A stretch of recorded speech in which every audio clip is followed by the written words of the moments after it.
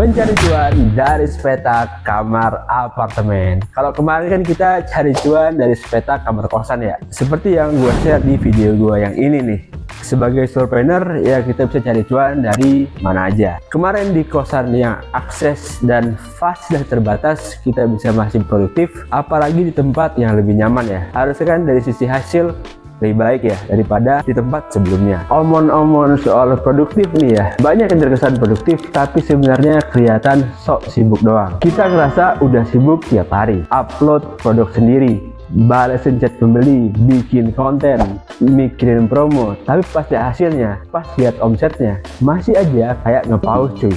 Kalau nggak mau dibilang zong ya, itu tandanya mungkin bukan kita kurang kerja, tapi kita cuman terlihat sok sibuk doang, nggak produktif cuy.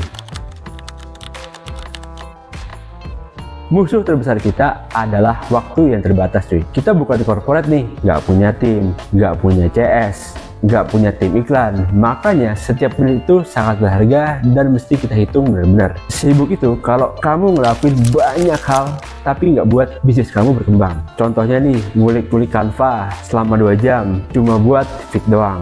Nah, itu bisa bilang sibuk cuy. Tapi bikin konten yang bisa bikin closing sampai 10, itu baru kita bilang produktif. Nah, ini ya beberapa tanda kalau kita itu cuma sibuk tapi nggak produktif. Tanda yang pertama, semua mau dikerjain sendiri. Kita pikirin tuh semua, mulai dari desain konten, iklan, riset produk. Padahal kita itu bukan robot. Solopreneur yang produktif itu bukan yang ngelakuin semua, tapi tahu nih apa yang harus difokusin. Contohnya ya, solusi terbaik daripada kita mikirin satu persatu desainnya, kita bisa beli template cuy, atau pakai berbagai macam tools otomasi yang bisa membuat hidup kita jauh lebih mudah. Biar kita bisa fokus ke hal yang lebih penting nih, yaitu decision tentang jualan. Tanda yang kedua nih, aktif setiap hari tapi nggak ada pertumbuhannya.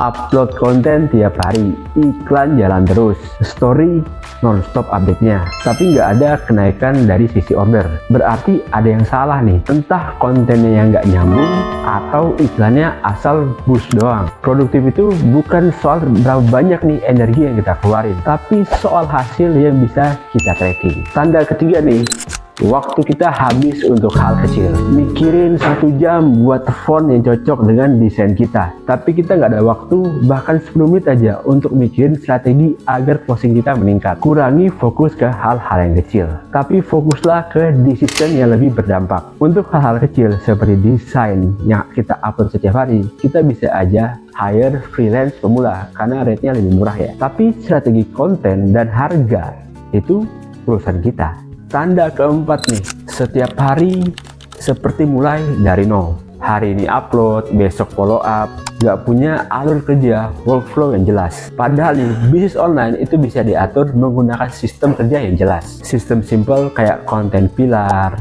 scheduling, ataupun sekedar to-do list. 10 orang untuk buat suatu sistem, tapi kita bisa buat satu pola sukses yang bisa diulang-ulang. Solusi nih yang bisa kita ambil bersama. Kita harus gerak dengan arah yang jelas.